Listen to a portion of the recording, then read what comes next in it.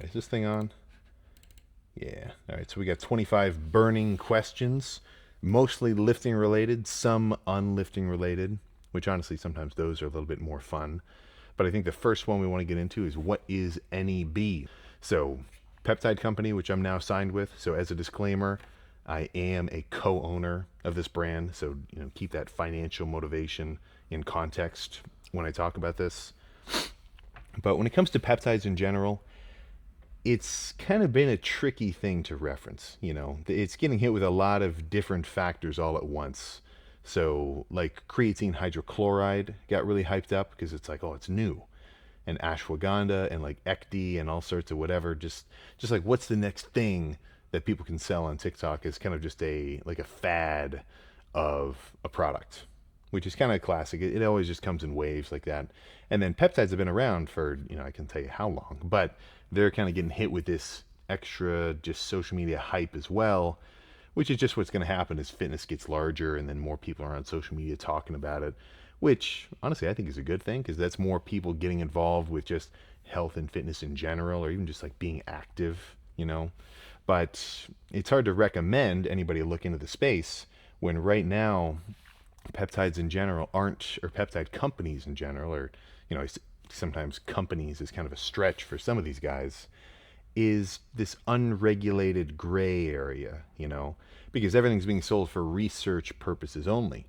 So they're not being held to the same quality standards as a company that's selling things that are FDA approved and regulated, because technically it's for research purposes only. So I'll see a video. I mean, I saw one today. Some guy had bought a bunch of just unlabeled vials of whatever from China or something, and he's unsticking his own like holographic peptide label, putting it on the bottles, and then there's a link to his site on the TikTok shop. So I've got some peptide experience. This isn't medical advice by any means, but every time I've pulled something, like every time I've had a really I'd say really good, really bad chest hair, like I really pulled my hamstring one time a couple Christmases ago, some BPC TB500 intervention, I think pretty well improved my healing. Now that's just one anecdote. Do not take that as like, okay, I gotta buy this and this. But with NEB specifically, the United States manufactured, tested to the maximum. Like, you can check out the website to actually see how stringently all this stuff is being produced. And if it wasn't, well, I'd never want to work with them, right? So I can actually feel comfortable putting my name behind them as a product, in that this stuff is as advertised. But the main plan is to adjust accordingly as regulations change. So if it was always going to stay, which, I mean, we'll have to see, but if it was looking like peptides was always going to be this gray market space, I really wouldn't be interested, because it's like there's just no control. People are going to get it from wherever. But what it's looking like with the murmurs of kind of RFK talking about, pulling back regulations and reclassifying like 14 different peptides, it's going to change the business model. So now, currently, NEB is just, you can get on this website, purchase this, and this, presumably with consulting your own doctor and doing your own research and actually having like a proper understanding and a necessary use case. Like, this should not just be an off the cuff thing that anybody looks into. I'm certainly not trying to say that. But as these regulations change, and then governments will actually, or not governments, but government regulation will come in and make sure that all these peptide companies are using approved vendors and are all being held to really specific standards, then it'll change from just this research purposes only business model to an actual like prescription online pharmacy dispensed model. And the fact that it looks like it's going to move in that direction makes me a lot more comfortable, to the point where I can say I want to sign these guys and I do see a solid potential value. But it's hard for me to say. I mean, I didn't even talk about any peptides before now, just because if I say, yeah, I ripped my pec, I got some BPC and some TB500 and, blah, blah, blah. And then somebody goes and buys some shit from that one guy, just not making, but, ordering the stuff to his house, putting his own label on it and shipping it off. I mean, it's just frankly irresponsible, you know. So I can say with certainty, these guys are doing it right. And if you have an actual use case in the space and you've done your research and you've got your, I mean, really, you know, be a responsible adult. That's all I'm trying to say there. But I'm not going to be slamming like 10 peptide videos a week and saying like, okay, what are the top 10 peptides of this, that, or the other?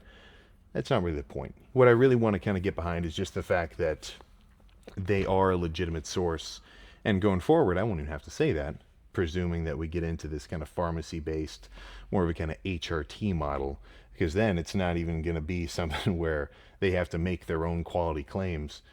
It's going to kind of be backed by just, you know, full-on standard government regulation. So that's kind of the plan. So the fact that it's going to be, let's just say, legitimized to a much higher standard going forward, or at least that's what we're essentially waiting for, that makes me feel pretty comfortable with it. Now, in terms of the promotional content, feedback noted. We've got a few more of those planned, just because I've been so, you know, kind of running around doing all this prep and bodybuilding shows and traveling and everything. But feedback has been taken. We'll work on kind of adjusting that accordingly. So, if you have any other recommendations, I would certainly love to hear it. But let's get into the real first question, number one. Small boy YHIA. I started watching your videos since spring bulk day 20 or so, and I wonder why you don't bench press and deadlift, but you do squats. So that's actually a reasonable question. I guess I never really think about it because those are like the big three, but yeah, squats. Honestly, the squat is pretty good. Let's just put it like that. And I'm not squatting so much. Like I'll throw in a pretty crazy heavy set every now and again. But the main point that I'm getting at with those is like, it's just a solid quad loader. And not only that, but it kind of builds a full body strength that I think leg press doesn't, you know. Somebody who can move a ton of weight on leg press doesn't translate that strength over to the squat as well. So I guess, I don't know, I just like squatting. But in terms of bench, it's like I just do incline bench because I want to bias more of my upper pecs. I mean, I'll throw in, I guess that's not true. I haven't done flat bench for a long time, but I might throw in some flat bench every now and again. You never know. But deadlifts, I just don't see the need. It's a full-on posterior chain movement, and none of my training requires full posterior chain engagement. Like I'm hitting hamstrings individually. I'm hitting my back individually. I'm not trying to combine all three into one. Plus, I don't need to work my glutes. You know, I want my legs as like on their trunk basis of quad and hamstring to thicken up. Not so much, you know, like my full-on just backside in general. Oh yeah, so I screenshotted this one for this guy from the YouTube because he was nice. What was it like when you first started making videos? Were your early videos kind of cringe at first, and was it difficult getting comfortable talking to the camera? I've only made about 7 so far, and while I'm getting into it, it can still feel a little awkward sometimes. I'm really curious what that process looked like for you when you were starting out. And also, do you have any tips for someone trying to get into it and improve? So I've said this a couple times before, but it's definitely tricky talking to the camera when it's just you, you know? So the best thing you can do is just practice. Just start doing it. Like I put my phone up in my car on the way to the gym. I wasn't even going to post this. I didn't plan on posting anything. Just to record myself talking, you know, kind of a Rich Piana style, like, okay, I'm headed to the gym. What am I going to do? What am I thinking? How am I feeling? God, I feel so stupid. Okay, turn it off. Delete the video. I wish I still had them. That would be kind of funny to look back at. But yeah, the more you do it, the more you get comfortable with it. And honestly, you kind of just have to start, you know? Like if you actually want to post some stuff and you don't just want to make little TikTok edits, like you want to talk in these videos, it's almost like when you don't feel ready, that's when you got to post your first one.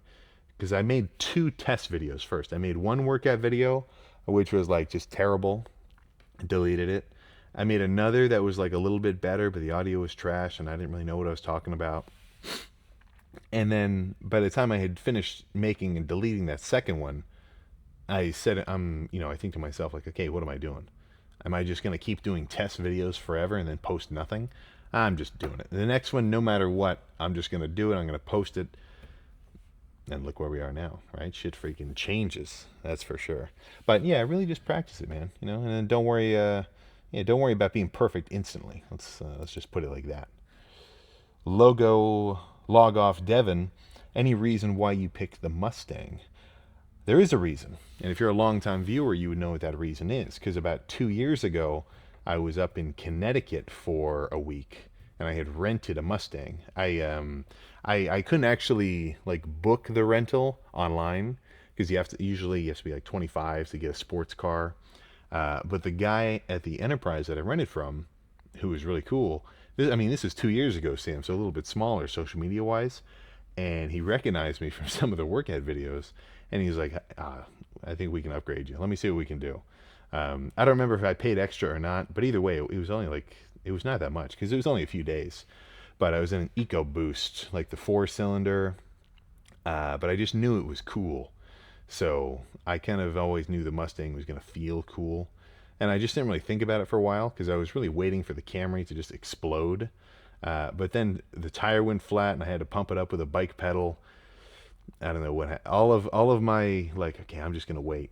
Like the floodgates just open. I'm like, all right, we're getting this thing. So it was that was kind of why. And I didn't go. There's I think 2 levels of engine higher than the one that I got.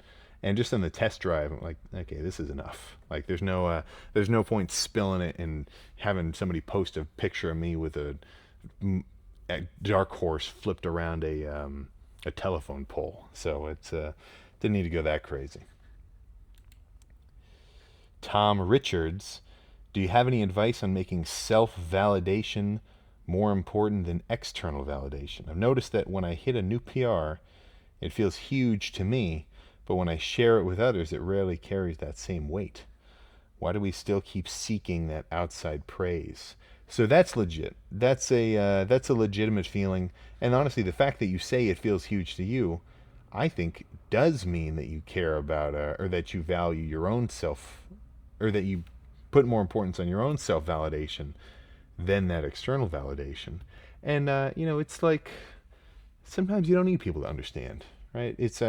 I think everybody has a certain yearning of like whether you do something really cool and you want to share it with people, or maybe shit has been hitting the fan for you and you want to like just to put it in a very simple way, like you want to like share your pain and have them empathize with you.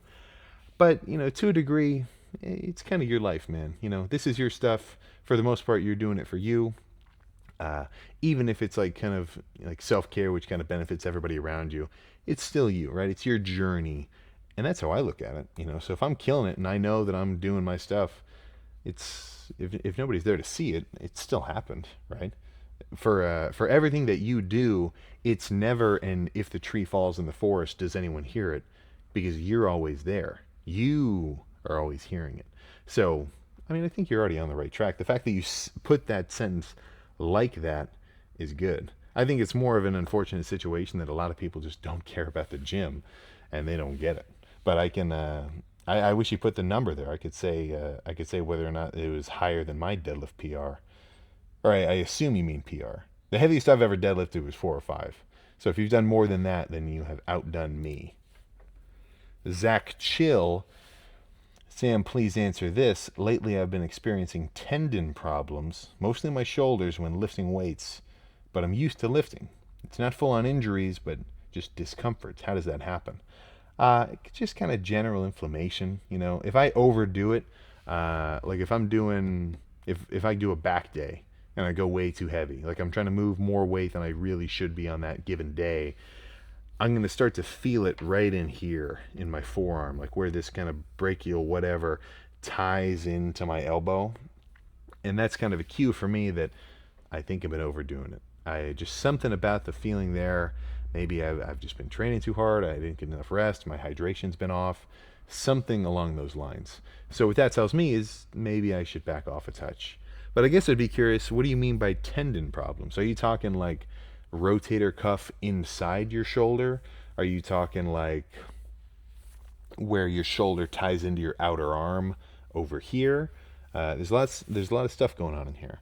But if it's more of an internal, like inside the joint shoulder issue, I'd say grab a pair of 10s or even just one 10-pound dumbbell or start with a 5 and just do a lot of this. Like before doing chest, do 100 of these. Like, not all in a row, but like do 10, 10, do some like face pull stuff. Like a lot of rotator cuff activation warm up for me has made my chest days feel so much better. I have not had a shoulder issue for quite a while. And I think it's because I've been strengthening or at least warming up my rotator cuffs prior to doing any kind of heavy pressing. So that's pretty much all I can say there. Barnett Griff, I'm a teenager, and every adult that I talk to says that going on a cut will stunt my growth. Should I listen to them and wait a few years to really diet down, or should I just drop hardcore dieting goals or should I just drop hardcore dieting overall for now and just focus on my protein goals? How lean are you?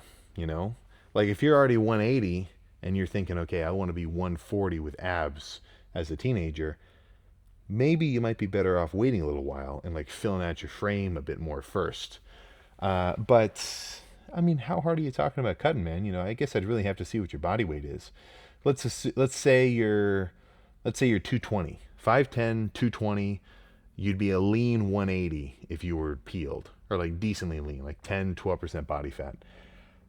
At that point, honestly, I wouldn't be so concerned about any dieting or any growth stunting.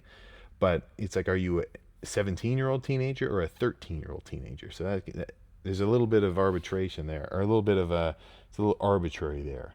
I'd say focus on your protein goals, and rather than think, okay, crazy diet restriction, just make sure you're super active. Like add some cardio in the mix, or like just bike around, or you're a teenager, are you playing any sports? That's going to count as cardio. And then just try to lift, 5-6 days a week. I was lifting pretty much daily right when I started, kind of just because I liked it, of course. I'd throw in a rest day every now and again, but very sparse. But yeah, just get into it, So I'd say focus on your protein goals regardless, but I need a little more context here. Because like if you're 300 pounds, I'd say jump on a hardcore deficit. But if you're only like 200, you're not like super soft, well then it's kind of a different situation. But either way, train hard, hit your protein goals. I think things are going to start to just work out. Or I'm sure you'll see that. Ander Bishop, how do you decide when to bulk aggressively versus when to slow down and be more precise? So how does being natural change what you can get away with nutrition? So honestly, I wouldn't say it changes a ton, but it's more so something where the mirror is going to dictate whether you're eating a little bit too much food or not, So if over this next month and a half, because what day is today? Today's the 20th. So if starting April to May, I eat 6,000 calories a day, I'm going to undo these last 4 months of dieting in 1 month. I'd be eating way too much food, and I would just put on a bunch of body fat for no reason, like a fool.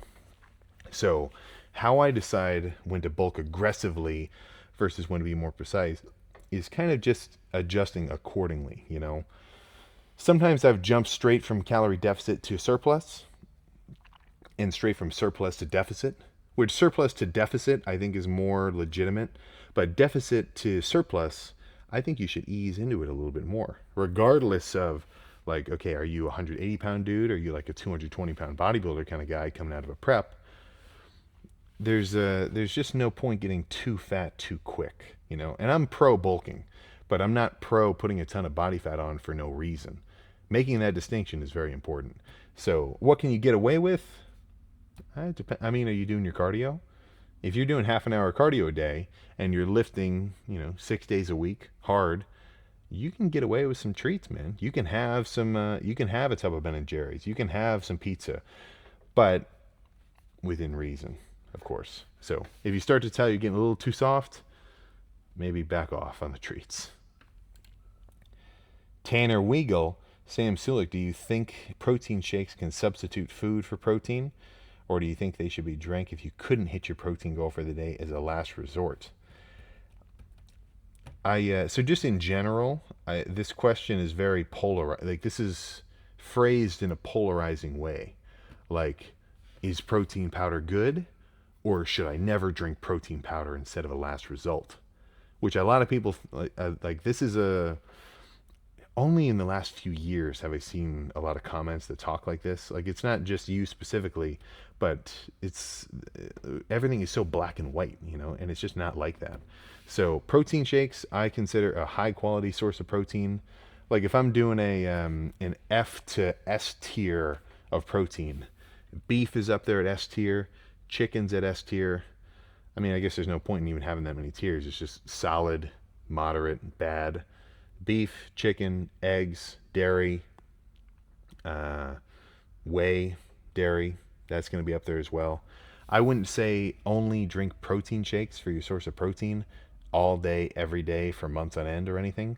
But if you're aiming for 200 grams of protein per day, and every day you get 50 grams of that protein from protein shakes or from two, protein scoops or like a protein bar or something like that, I think that's all right.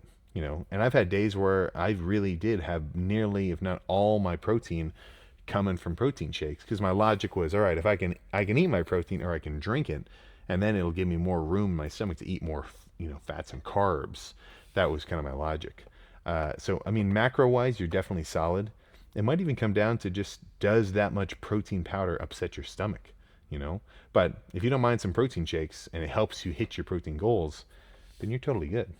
If I'm really, if I'm like traveling or if I'm, going to the airport or wherever, and I get most of my protein from like random protein shakes from the garage or from the like the fridge kiosks, I don't look at that day as a loss. Like I got my protein in, we're good. A ton of protein shakes might upset my stomach a little bit, but in terms of macro absorption, don't sweat it. Mr. 1LEY, how do you focus on weaker points on your physique? For example, I need to improve my chest and back, but I still want to improve other muscles. Thanks. And to that, I would say just keep hitting everything. The more you lift, any minor imbalances that you have are gonna make themselves less and less apparent. Like my right bicep used to be substantially bigger than my left, and one of my lats used to be like substantially wider than the other. And even now, my right chest is a little bit lower inserting than the left one is. And like, sure, I can see that very apparently, or I could see it very apparently because I'm looking at myself in the mirror. So all these little minute, like, percentage changes of my size or whatever is like super hyper apparent to me. And it's like, the more you lift, you're just going to kind of fill in your frame well. Like you want to work on your chest and back. How do I improve it? Hit your chest and back, slam them. If you've got crazy big legs, if you have a muscle that's really ahead of the game, like let's say you've just got freaking trunks and your legs are like, I don't even know, I don't have a good mental image of how big people's legs are, like by inches. But if your legs are huge, like you've got problems finding jeans, but you want your upper body to catch up, that's a situation where I'd say back off on legs, skip some leg days, and just focus on your upper body. But if everything's in decent proportion, I don't think there's any need to like back off on muscle groups and hit others extra. I'd say if you think your chest and back isn't progressing as much as you'd like, I wouldn't want to necessarily tell you to change your training like frequency or drop frequency in other muscle parts. I'd probably say just try to re-evaluate how you've been training your chest and back. Like for me, my triceps have always kind of been a weak point. Like I want them to come up so that when I hit like a double biflex, they hang off my arms. And I haven't been doing triceps like twice as often as everything else, but I adjusted my tricep training. So instead of just like super heavy push downs every set, skull crushers, I started doing a lot more overhead stuff. Dieting, all I need to do is, rope push downs, like just get a good squeeze. But off season, a lot of overhead, long head, tricep based stuff, a lot of rope squeeze and getting all the way to the top with like a full stretch. And I've noticed that improved my tricep gains. And it's not because I did more training, but the training that I am doing, I made better. So just kind of look at that. Like, how have you been training your chest and back, and how do you think you can improve it? Odds are, if even just hearing that question brought something into your mind, that's probably the answer. Tip and Levi, how often should I change my workout split if needed at all? Not that often, honestly. I'm more concerned with, are you changing your workouts, right? Changing your split, I mean, what is that even going to do, really? Like, if we're only talking about changing the variable of the frequency and like the order of muscle groups that you're hitting, it's like, the premise of that would be, okay, if I hit chest after back, my chest will grow more than if I hit chest before back. Or if I hit my biceps with hamstrings, they'll grow more than if I hit my triceps with my shoulders. And I don't necessarily see that. I think that we prioritize talking about splits and like how frequently or what your schedule is, because it can change, because like people do an Arnold split or like a full body every day or whatever. But really, I'm not so concerned. Like, as long as you're hitting everything just about twice a week, I don't care if you're doing hamstrings and side delts, front delts and back, rear delts and arms, and then some other kind of crazy combination of any of that. If you hit every muscle part twice a week ish, twice every 8 days, twice every 6 days, whatever, then I'm more concerned with, are you doing the same lift every time? If your chest day is exactly the same and you're like, okay, I like doing flat bench for 3 sets, and I like cable press for 2 sets, I like pec deck for 1 set, and then I like machine press for 1 set, and that's my chest day. If you do the same chest day every chest day, in a way, you're definitely going to get used to it. And then not only that, but your training is going to feel boring, and you might start thinking, oh, I got to change my split. I'm bored with it. So I think for the most part, guys who ask about like, should I change my split? Should I do this or should I do this? I'd look at it on a much smaller basis. Like, you're trying to take in too much information at once by thinking by a full week, and just pinpoint down to day by day. Like, is your training a little different? Are you really pushing it every lift? And if you do, it makes your training more interesting, and you're not going to feel so bored. Like, I've been doing my same loop of basically chest, back, arms, legs. I'll bounce it around every so often. Like, sometimes I'll do chest, arms, back, legs, things like that. But that doesn't really change a ton. I want to make sure that my lifts themselves on a lift by lift basis is what's changing. Alex J. Marinero, what is the name of the Berserk Reddit that you recommended? I can't find the video. You referenced it. Let me make sure that it is still up. So I'm sure you know about Berserk, the manga, the critically acclaimed anime. And there have been a few versions of the show, because it starts off, it's basically just a multi-book comic, like a ton of, I don't know how many chapters, like hundreds of chapters, almost easily hundreds of pages. I mean, maybe 1,000 pages, I don't know, but it's a long story. It's super good. But there was like a show that they made in the 90s, and then they made like 3 movies, and then they made another show in like 2016. And like each show kind of covers some parts of the story but skips others. So this Reddit, this guy basically edited together the shows and the movies into a 10-part cohesive series, so that you can actually get the full story and not miss any important parts. So it's called Berserk Redux. So Berserk space REDUX. So look that up on Reddit, and it shows you basically the 10-part sort of movie series. That's how I first watched it, and I never looked back. Actually, I do look back, because every so often I rewatch it. It's been a while, but I think I'm probably on my 4th or 5th rewatch. Easily like that. But yeah, Berserk Redux. That's what you're looking for. Olo.sz08. I hardly ever hear about what you do outside of the gym. Do I have any secret hobbies? Yeah, I mean, I've got all sorts. Like, what have I even been into?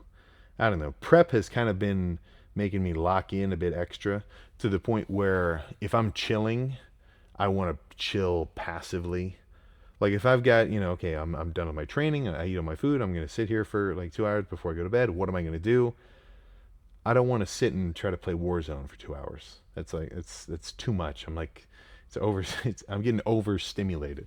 Like I just want to watch a show or like watch YouTube videos or things like that. So as of late, what my prep obsession has been watching like fancy Swiss watch videos, like Timasso, like the 1916 company, and it's just this whole world of like these different brands and like how they started and like how they evolved, and really it's giving me that itch of like tinkering, because the guy makes a 20-minute video, he's sitting here talking about the internal gears of this thing, and he's like, yeah, so this guy lives in this guy's from wherever over in Europe, and he has his own little watchmaking facility, and it's just him, and he makes one watch a year, and like it just shows you the whole process. Like watching that stuff has been kind of cool. Or like Teddy Baldessar, things like that. Um, but I mean, I've got a pile of Rubik's cubes somewhere. Like I solved I don't remember. It wasn't. I think it was a 13 by 13. So a regular Rubik's cube is 3 by 3, right? Really, just the basic one. But people have made them where now instead of 3 layers, it's 13 layers. So it's like there's just bits of freaking plastic everywhere. But once you learn how to do one, like they make one where it's 5 by 5, so it's like another level above the standard one. Once you can do that, doing the bigger one isn't harder, it just takes longer. Like it's not as though you have to be double smart to do a Rubik's cube that's double the size. It's just going to take you like 4 times as long because you sit here and you like do a piece of plastic and then you do another piece and you do an edge swap. I haven't done it for a while. Every time I get back into it, I just I got to re-look up like all the formulas and the they don't say formula. There's a word. Oh, I don't remember. I don't know. But there was and then that's its own sort of YouTube cult of videos because guys will do YouTube reviews on like what the best MoU 3x3 speed cube with magnets in it is, like just all sorts of stuff like that. Which is kind of surprising because like as a personality type, I think I'm very I don't want to say like ADD, like definitely not so far as to say that specifically, but like I'll definitely deep dive into something, really just research it and watch a million videos on it. It's all I watch, and then I get my fill of it, and I'm like, okay, I'm done with this. Let's move on to something else. Which every so often I think about because that kind of surprises me because I'm not like that with the gym. Like I haven't gotten my fill of the gym yet, and I don't think I ever will. So honestly, that's pretty lucky. Like in terms of everything else, like my ability to consistently be into something kind of fluctuates in and out of like, I'm done with this thing. But the gym has been completely unlike that at all. Like there's no end to the pumps, I feel. But yeah, nothing too crazy though. Sam's R3EKEE415 top 3 energy drink flavors. Top 3 3D energy drink flavors. There's a few other comments like this, and one of the other comments I should have screenshotted excluded the Sam Sulik edition because obviously I'm going to say the Sam edition because it's got my freaking name on it, and there's a little cat on the 3D logo. Not any cat specifically, because I've got 5, but it just is meant to represent cats in general. But other than the orange, which would definitely be up there for sure, really, I'd say my favorites kind of fluctuate. I've got a whole pile over there. There's I forget the flavors. There's a blueberry, there's a watermelon grape, there's kind of there's like a Liberty Pop sort of popsicle kind of flavored one. That one's up there. Yeah, that popsicle one is solid. The cucumber melon is kind of cool too. It's a little more like subdued. It's not so super sweet in your face. And then the watermelon grape, you may as well put a Jolly Rancher into a bottle. So that one's definitely really sweet. So like if sweet, like in your face energy drink isn't your thing, maybe not grab that one. Maybe go for like the blueberry mist. That one's also a little bit more like subdued flavor wise. Like it's still sweet, but it's not like candy sweet. Yeah, those 3. But then I have a few of those three, I'm like, okay, well, now I want to change it up, and then I grab the strawberry lemonade one or things like that. Tinty Vlad, what do you think about the upper lower split 5 times a week if I want to increase mass and strength at 14 years old and 1 year of training? So let's do the math. So 5 times a week, upper lower. So that's going to mean you're hitting everything basically 2.5 times a week with 2 rest days. So how are you going to spread that out? Are you going to do weekends off, or are you going to do like Wednesday off, Sunday off? That's what I'd kind of be curious about. I definitely think. I mean, what's your volume? Let me hear that. I think a decent volume recommendation, and this kind of, I'd pretty much recommend this across the board. It's not for any one kind of like person or size specific, but let's say you're doing everything 5 times a week, or no, 2.5 times a week or so. So that would mean your average volume per week, which I would probably recommend, is going to be around 15 sets. If you're doing 15-ish, 15, 16 working sets per week, and they're legit hard working sets, I think that's a pretty solid volume recommendation. And the way that I think about that is it looks like this. There's this bell curve of weekly volume. Here is 0 sets, which obviously will do nothing. And then here is like 1,000,000 sets where it's, obviously going to result in increasingly diminished returns. So somewhere in the middle is that sweet spot. So I think 15, 16 is about right. So if this guy was saying he wants to do push-pull legs, that would be 8 sets per body part each lift. So since he's doing everything 2.5 times a week, then that would mean, what's 16 divided by 2.5? 7. Oh my God. 6 or 7 sets per workout. But if you were doing, about 6 or 7 sets per body part per workout, then, I could definitely see it. It's kind of a long workout though, because if you're doing upper lower, the lower days are actually going to be more chill. So that's only going to be, 6 sets of quads, 7 sets of hamstrings, 7 sets of, around that range. And as a lower day, that's solid. But for upper, that means you're going to be doing 6 sets of chest. Let's just say 6. 6 sets of chest, 6 sets of back, 6 sets of shoulders. And are you doing 6 sets for each delt? So that's 6, 12, 18, 24, 30, 36, 42. You're doing 12 sets on your lower days, but you'd be doing 42 sets on your upper days. So the way I look at that is that's a little bit of a crazy disparity. So maybe if you really are into this approach, I'd say maybe do upper lower, but put your shoulders with the lower day, so that your upper day is at least just chest, back, and arms, and then your lower day is going to be legs and quads. I think 2.5 times per week frequency.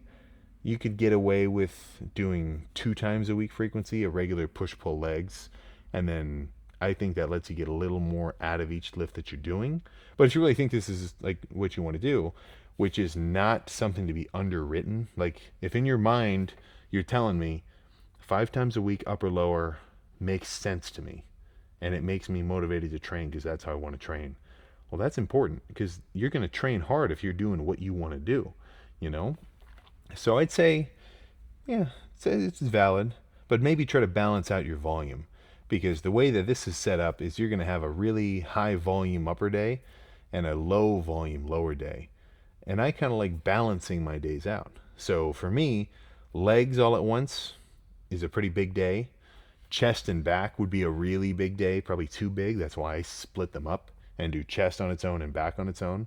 But arms, I can do arms together. That kind of balances. So I like having frequency, or I like having volume on a lift by lift basis that's a little more standardized. But it's definitely not a bad approach. HVX20, do you think counting calories is essential, or having a grasp of how much calories are in things is usually good enough?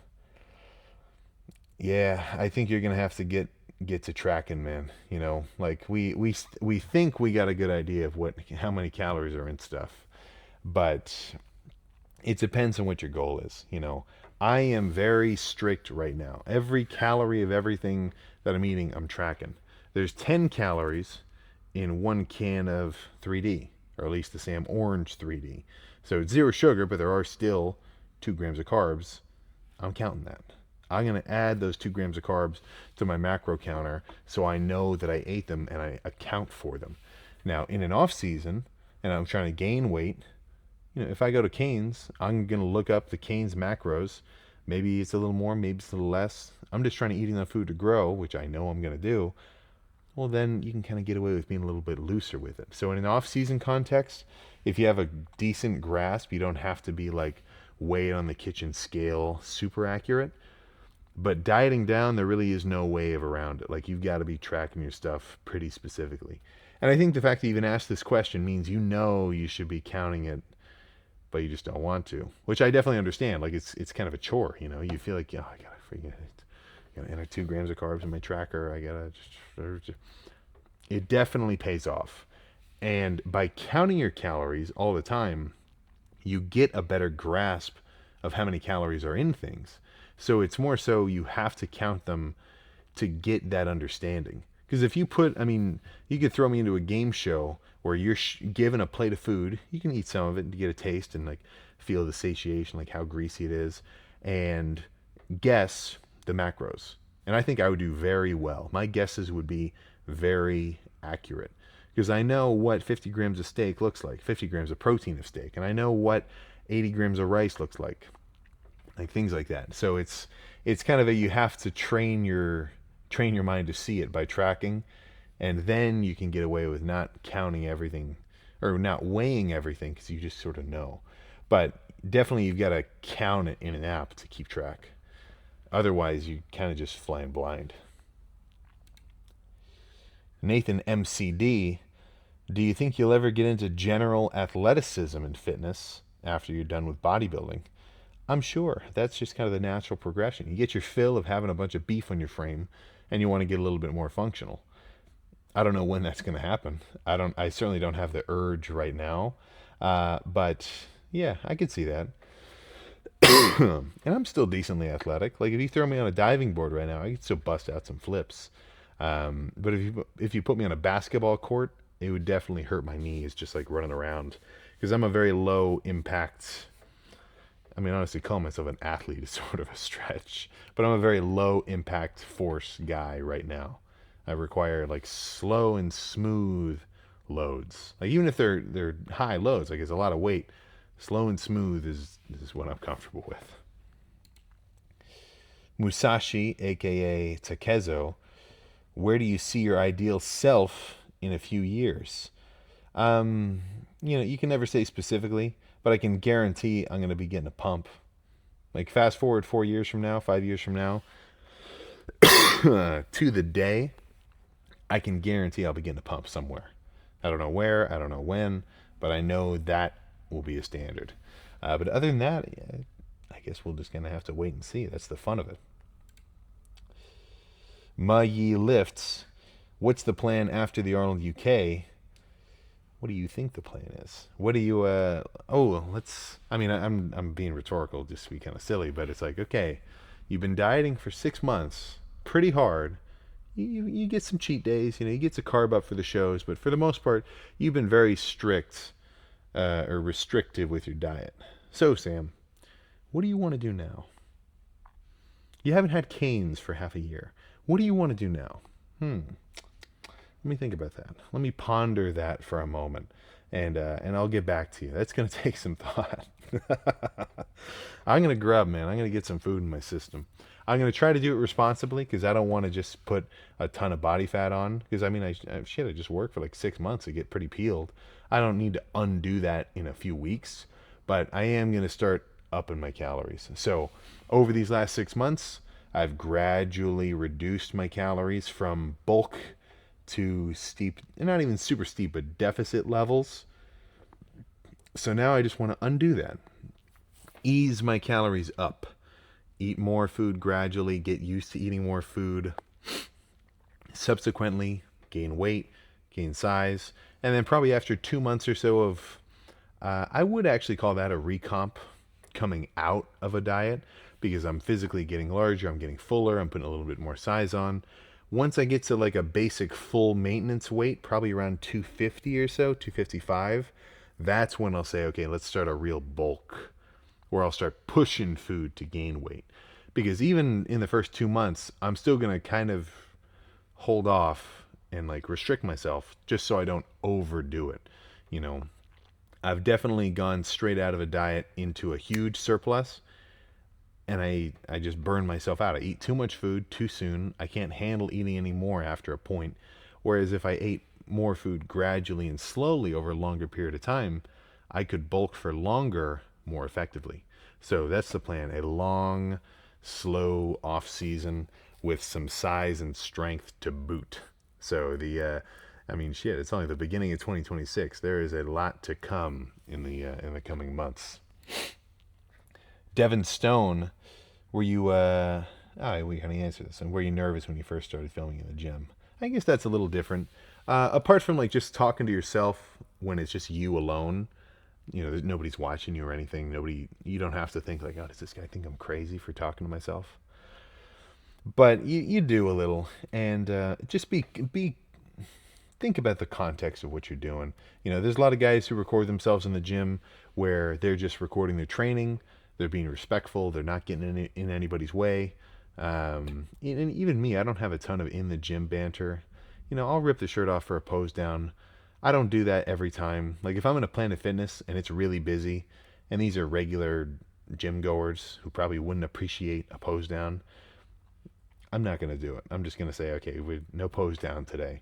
But if your gym's a little more loose and you know who's around and you're not going to mess with anybody, well, then you're good, you know. So if you're doing basic, what I'd call respectful in the gym filming, sometimes you just got to do it. And by doing it, you'll get better at it. But in the first few videos I made, I know in the first leg day that I posted, before I hit a set of hamstrings, I remember saying in the video, like, I feel like such an asshole right now recording myself in the gym. All right, whatever. Let's hit this set. So yeah, you just get better at it. Oh, lost my spot. A few more. There we go. What's one lifting mistake you made earlier that you wish you fixed sooner? I don't have any that are huge. Like I don't have any big lifting mistakes. But we can not count injuries. Obviously, I would rather not injure myself. That's kind of like a given. So that's so obvious that doesn't even count. One thing I would change is I wish I got into more of an understanding of net macro tracking in the beginning. Because for the first like year and a half of my training or 2 years, I wasn't counting my carbs at all. All I was doing was making sure that I hit my protein, which was enough because I gained. I got bigger and stronger over time. I didn't really properly bulk per se, which I didn't need to at the time because I was growing, making solid progress. But I think if instead of just trying to overdo it with my protein, because I was eating like 350 grams of protein a day, I could have had 200 grams of protein with another 300 grams of carbs. And I think that would have improved my lifts and probably improved my early size development too. But this is, when it goes back to like, what's your biggest mistake? This question is always going to have a different context depending on where you are in the current moment. You know, if somebody is really screwed and you ask them, dude, what was the biggest mistake you ever made? Well, they're going to look back and think, God, man, I wish I didn't do this, or this. Or frick. Sorry about that. Whereas, honestly, I feel like I'm in a really good spot right now. So even when I do look back at all of, let's just say all my F-ups or whatever, they kind of resulted in getting me to where I am today, So I don't look back at them with a melancholy. I don't look back at them with like a big regret. It's kind of just like more of a learning experience. Because if a few key moments that come to mind didn't happen, where in the moment, I mean, it felt like life shattering, everything's falling apart around you, well, then I wouldn't be me, So it's kind of like there's a light at the end of the tunnel sort of thing. And unless you reach the light, then it kind of feels like you're still in this tunnel. But I'd say definitely I could have adjusted my macros in the beginning and I could have pulled back on my volume. I was doing 50 sets a week. I just said I'd recommend 16, literally less than a third of the volume I was doing. But even then, from doing all those sets, it gave me a lot of training experience really early, which I think I benefited from. So, I mean, really, if you train long enough and you make adjustments to your training, you kind of can't go wrong. Because the only move you can make is going up, getting more experience, making more progress, getting smarter, and then if you adjust your training accordingly based on that information, you got no choice but to progress, you know? Nate C. Reeves, when cutting, at what point would you say is a good stopping point? I don't want to get stage lean if I'm not competing, so what are some signs that I can ease up? It's kind of personal, man. You know, what are your goals? Like, do you want to get peeled lean and like see ab veins? Or are you just aiming for like a 9% body fat? Like, I can see some quad separation. I can see some, some shoulder striations, just a touch. And then say, all right, that's enough for me. So I'd really say you just kind of have to get your fill, So if you feel like you want to get a little leaner, it's worth the effort of the continued diet and cardio, then do it. And if you know that you want to, but you're kind of fighting against yourself with like a little internal dialogue of, come on, man, just start bulking, dude. It's going to feel so good to start grubbing on some food, man. If you know you want to keep cutting, you really know you should, keep up the deficit for a little longer. Just hold out another few weeks.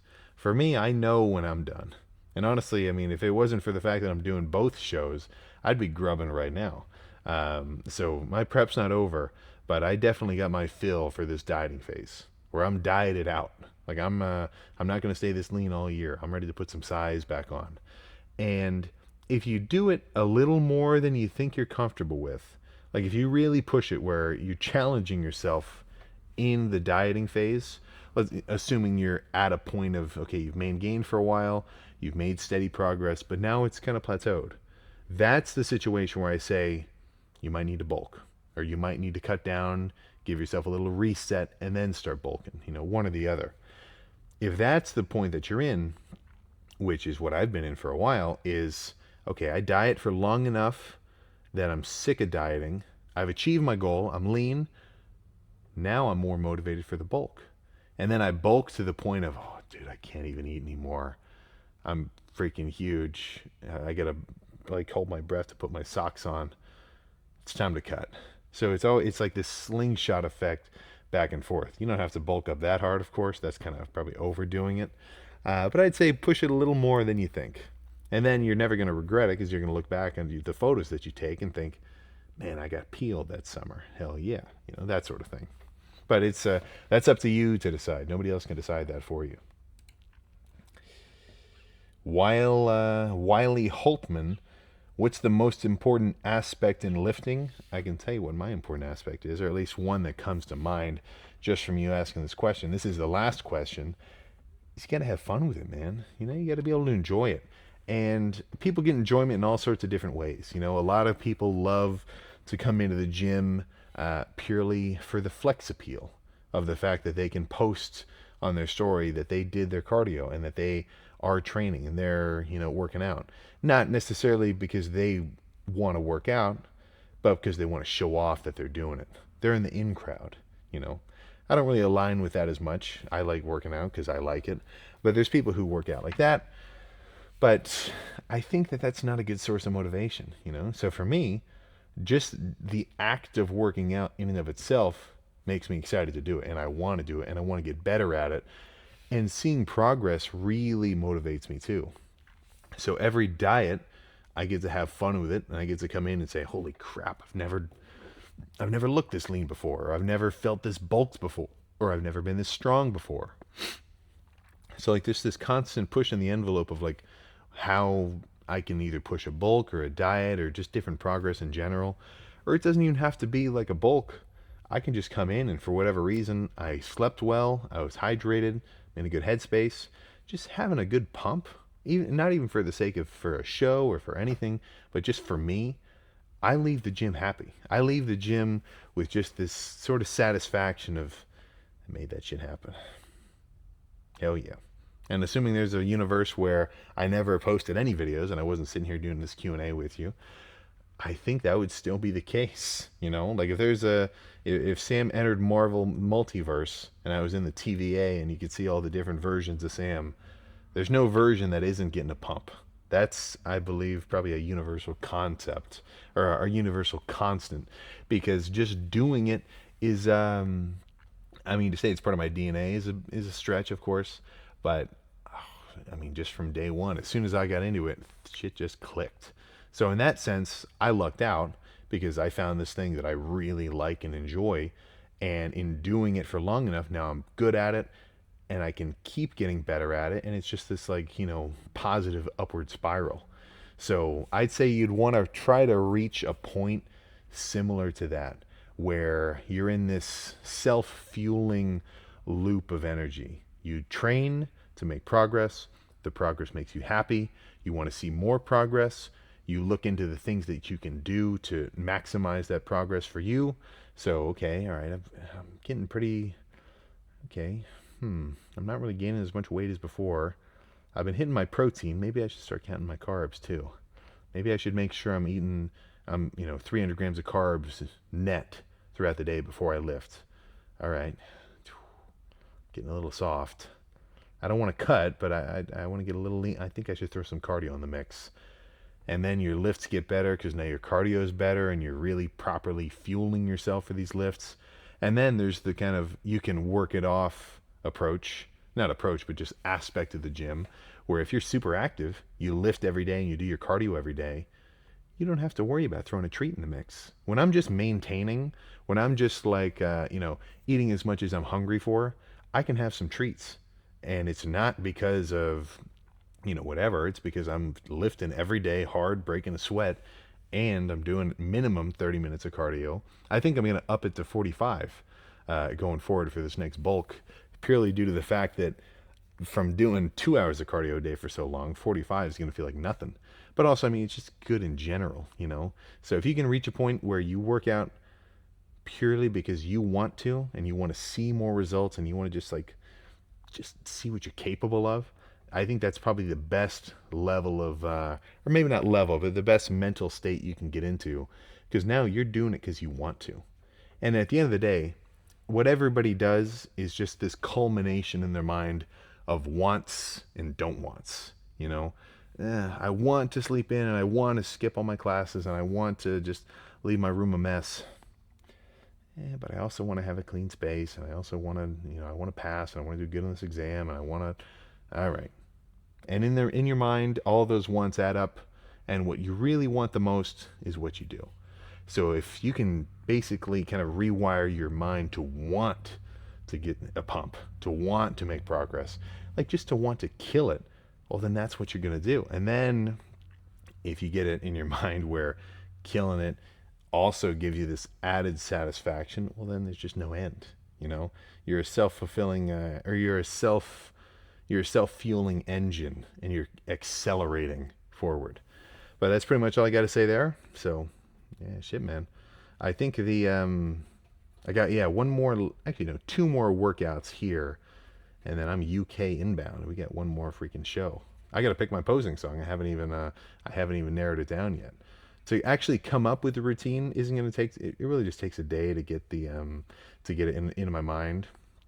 Or not into my mind, but like written and planned out.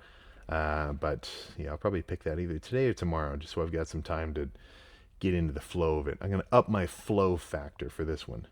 I don't think it was that bad for the Columbus UK, or for the Columbus Arnold, but I'm going to try to up it for this next one as well. So I guess I'll just freaking see you for that.